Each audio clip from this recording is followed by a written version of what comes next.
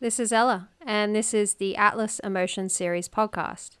I wanted to start today's episode with a very important story, which is now more relevant than it has ever been, as I find that we are facing in New South Wales in Australia record-breaking fires, a record-breaking fire season, and the impact on our city of Sydney has been floods and floods of smoke like we've never experienced before. Smoke that is actually up at some of the most hazardous pollution levels in the world.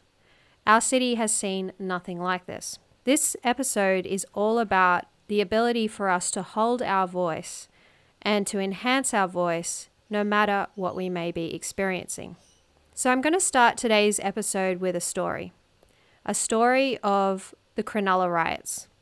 Many years ago, I happened to be in the Sydney town of Cronulla, as it faced a race riot that is now called the Cronulla riots, where there seemed to be a kind of battle that had been created between Caucasians that had been raised in the area and the Middle Eastern people of the western suburbs of Sydney. There was one day where there had been a message that had been sent out and an agreement that people would flood the streets and basically attack anyone that they felt that threatened them and threatened their general area. And I was there on this day. And what I saw was what I could only describe as felt like a kind of apocalyptic movie. There were police on horses lining the streets of Cronulla. There were helicopters in the sky. And there was this feeling in the atmosphere of fear, of something taking over the zeitgeist that was really uncomfortable and just a general feeling of people not being welcome.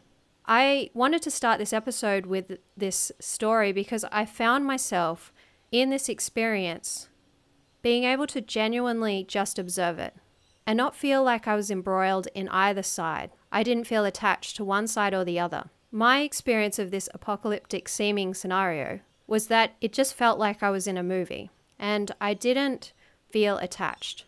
Somehow in this experience, I was able to hold what my voice is, where I stand, despite what may seem like a fear-driven situation. And that's what today's episode is all about. How can you hold your voice, your own sense of deep purpose, despite what the outside world may be presenting to you? There may even be a situation that may feel like a catastrophe or an extreme situation. How can you hold your voice in that space? How can you stay true to yourself? And how can you continue to build your purpose no matter what you may be facing? Welcome to today's episode, all about voice.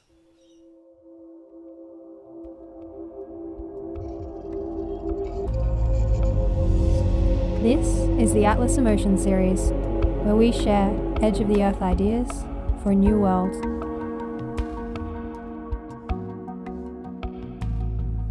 Hello, and welcome to another Atlas Emotion Series podcast.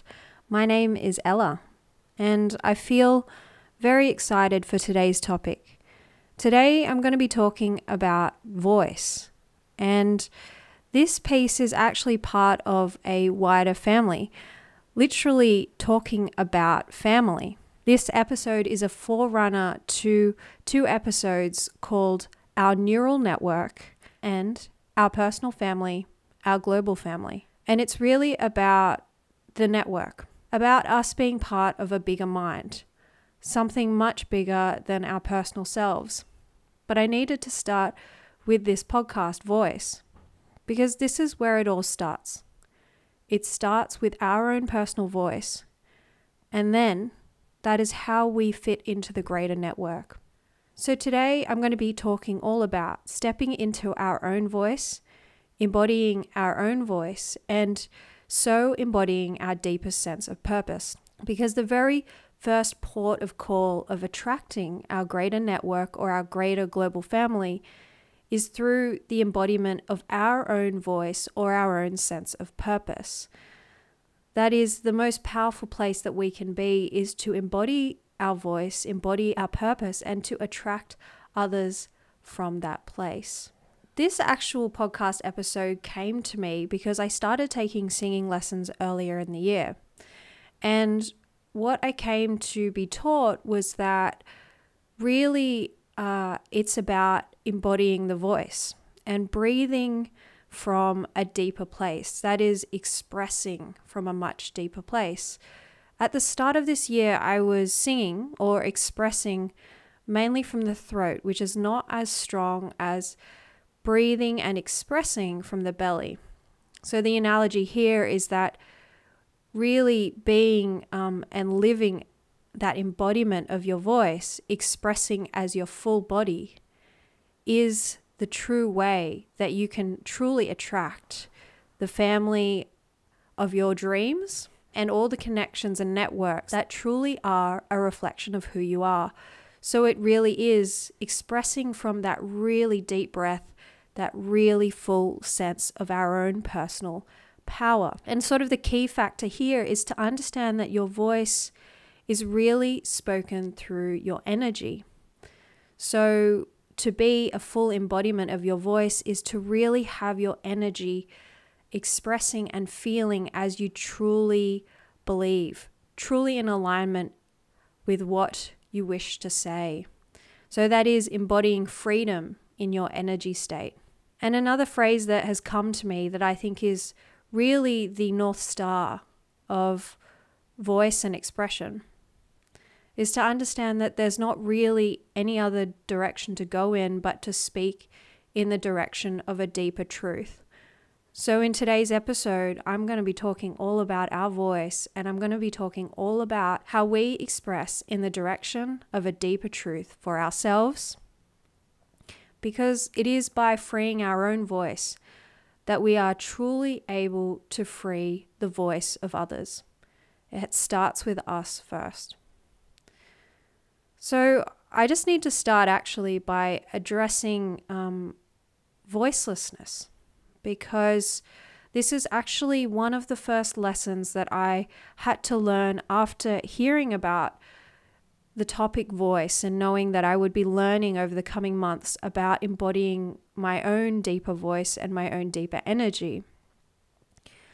The phrase came to me: in a world that has chosen suffering, when will you choose to transcend it?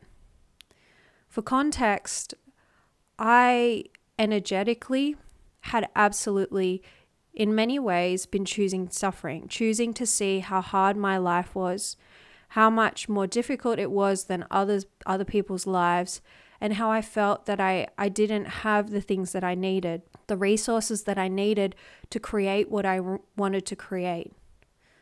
But the phrase came to me: because you cannot truly help a world in suffering until you yourself can hold your own suffering. So one of my biggest challenges has been around the financial aspect of financing a media company, a Kickstart media company, and feeling that I didn't have the connections that I needed. But until I was able to truly hold those pain points and treat them with love, I wouldn't be able to experience the connections that I truly desired. So this is the journey that I've been on. The next phrase that came to me was, just because we are in pain does not mean we need to be in suffering. So this is a twofold thing to me.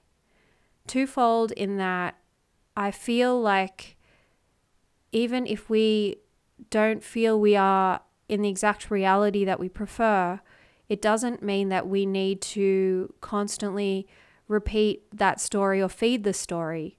We can, in fact, treat that story and say that things are evolving and changing, that there is a way to even be in a place where it seems predominantly that fear is being played out externally, but that we can truly live in our voice, in our fearlessness internally. Oftentimes when we start this journey, we are in a place of deep fear, and that's potentially reflected. So how do we grow our voice to be strong and embodied and truly ourselves, so that then we can receive the network and family that reflect that on-purpose voice, that voice in love, and that voice in compassion? how do we transcend our own voicelessness? So my personal voicelessness came from the idea and feeling of pennilessness. Without money, I couldn't produce films at the highest quality that I wanted to, and I'm a filmmaker, so the resources to create became obviously, not having those became obviously my own voicelessness.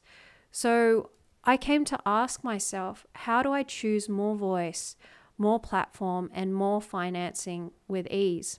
And what came to me over the next months was learning to once again have a voice and to experience that reflection, to free my own voice, to potentially free the voice of millions or maybe billions of others. It was about me choosing something completely different to the story I had told myself, the no voice that I had chosen previously.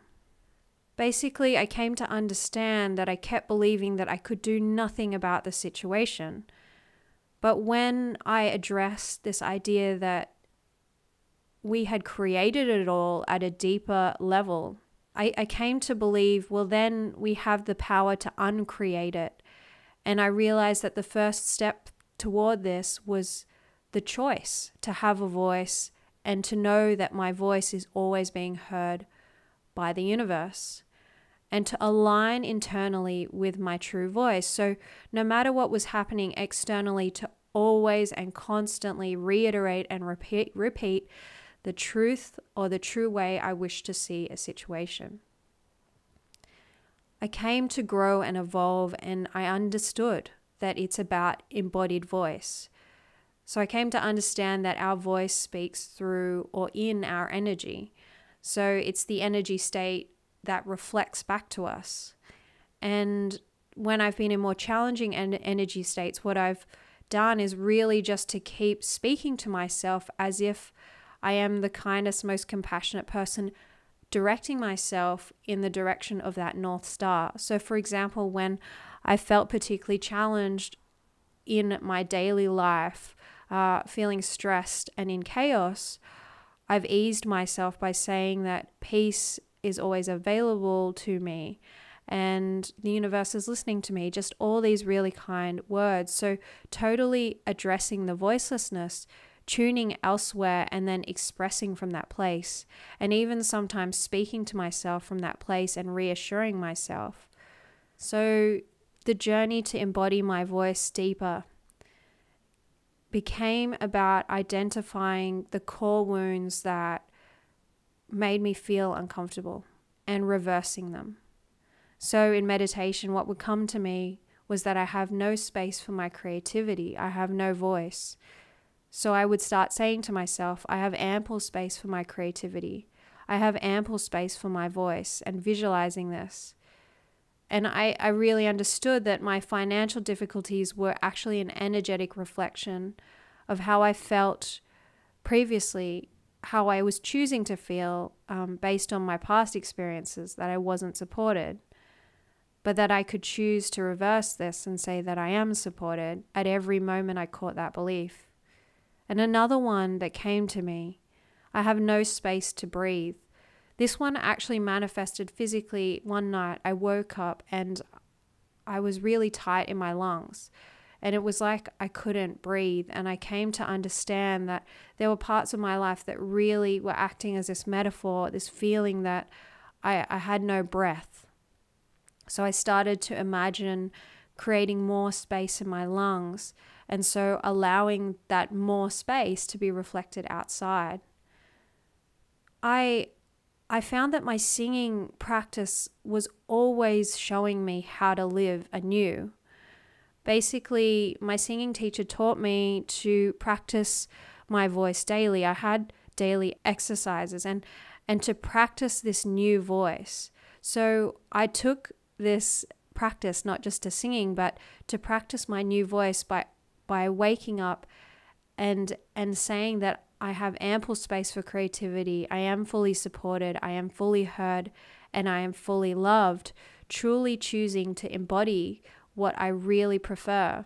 practicing the deepening of my self-support through visualization and practicing feeling it in my body, and those affirmations of I have space to breathe and am guided by my inner voice. And a key one was I am found. The belief came up here for me. I lost one of my favorite collared shirts. And after sort of a morning of chaos trying to find this shirt, I asked myself, what is the sort of, there was a greater message to it. There was a reason I lost this shirt. And it was that, it was showing me how that frenetic energy was basically preventing me from having my true voice, resting in that true voice of peace and ease and purpose and truth. Because like I was saying, our energies is what is expressing our voice. So whether we're expressing that voice of chaos, or I can't do this, or I don't have this, or that voice of peace, and, transforming that. So I found that I ended up saying to myself that I do know where my collared shirt is, and it will appear to me. And then pretty soon after that, I got an exact image of where it was. And I looked, and it was there in the cupboard, the one place that I hadn't looked. And it really made me think of this idea of lost souls and found souls. Really, it's a choice. And I found that collared shirt example was really a really cute way of showing me that I was choosing to be a lost soul. I was choosing the internal voice that would say, I'm not supported, I don't have the resources, I'm not part of a network, and I don't even know where to start. But I am found, and the next steps continued to unveil themselves to me. So truly the journey of voice is about this deeper, is first about rerouting and changing the story that we've told ourselves before, and consistent practice. And basically what's occurred for me over these past few months since I first had this idea was this consistent practice basically changes the structure of your cells and really gets them believing in that deeper message that I am connected, I am part of a network, and I am living in my purpose, and I am able to live in my purpose. And I can definitely say that energetically where I was that many months ago and where I am now, because of this constant daily practice, I'm definitely a totally different person. There was one other thing that was a key and pivotal part of my journey in voice, and that was that I entered a pitching competition to present my company, the Atlas.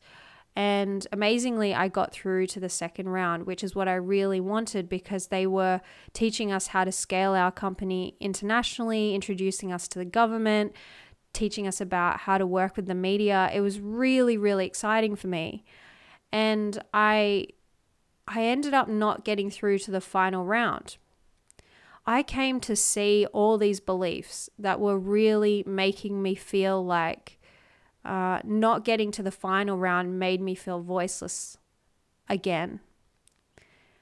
And I knew and said to myself that there had to be a deeper reason for not getting through to the final round. And the deeper reason I just feel like I've come to is that it really was about me knowing that I always have access to that deeper voice, and I don't need an external experience to show me that I have a voice or to prove to me that I have a voice. It just gave me a deeper incentive and a deeper sense of purpose, because I felt like I was able to choose to have a voice, even in something that in the past would have truly devastated me and taken me out. I saw that it was a pivotal part of my journey. And what ended up unfolding after that was that I had a huge vision to create basically a production hub and an event hub. So I came to see how that important part of my journey of being in that pitching competition, aligned me with all these incredible opportunities, just enough so I could receive an even bigger vision for myself and an even deeper vision. So this has been the journey of embodying a deeper voice. And I've found that the incredible manifestations of that constant practice of the I am, and I have the voice, I am found, I am supported, I have space to breathe, and imagining that space. What's happened for me is I've had dreams basically where I've had the video projects that are upcoming for me just appear to me, and then I've acted upon those.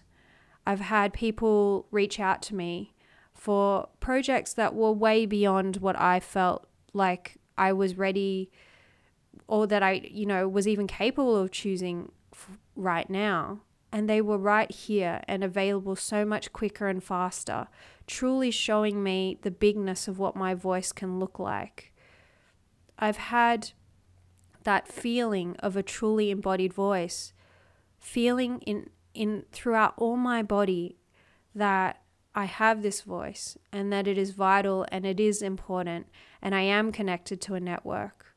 So having less and less of that suffering or those gaps or that feeling of pain that I'm not heard and I'm not seen. I feel comfortable in myself. I've had experiences where in the past I would have been so challenged, and instead I can see myself feeling natural and just feeling loved and able to speak naturally and with a smile and with joy.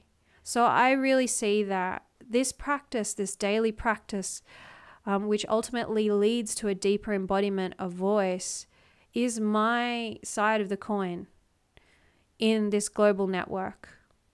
Because it's really showing the universe what I want to experience, and the family that I want to be part of, that family that lives in their purpose and that also believes in their own voice and believes in the potency of their own voice in that global network.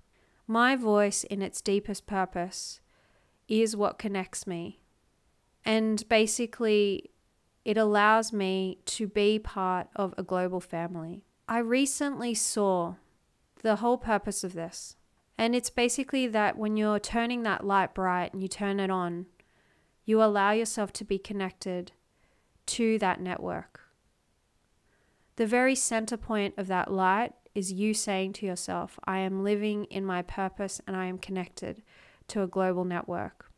It is really and truly embodying our voice that allows that global family to come toward us and to be attracted to us in the most amazing place, in the place where we truly know that we are loved and supported and that we're the ones that get to choose in the first place. We choose ourselves and we choose to feel supported and embody that. And the others come to us as a point of reflection. So I had to start this series all about our global family talking first by myself about voice, because it does start with us. And it does start with us in those moments of solitude where we could either choose to feel voiceless and in suffering, or we can choose to transcend our stories of suffering, whatever they may be. And I understand the challenges are real, but we can choose different words and we can choose different ways of seeing it. And we can choose that things are actually working out for us and we're moving in the direction of our North Star. So I just want to say thank you for joining me in this podcast episode. It was really incredible.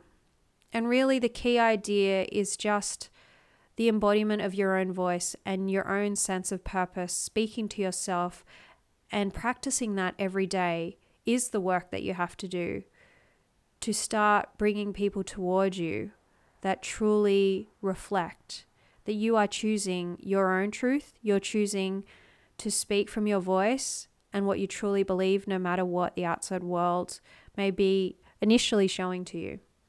And over time, the amazing thing is you're going to see and experience a beautiful new world, a true global family that shows you that you get to choose to have a voice, to transcend suffering, and to truly, each and every day, live in your purpose, in connection to an entire global network. That's what's unfolded for me. I've had the opportunities come more and more as I've embodied my voice, and I'm excited to watch as you also feel and experience those opportunities. Thank you so much for joining me. This has been a wonderful podcast with you, and I look forward to seeing you again on the next one.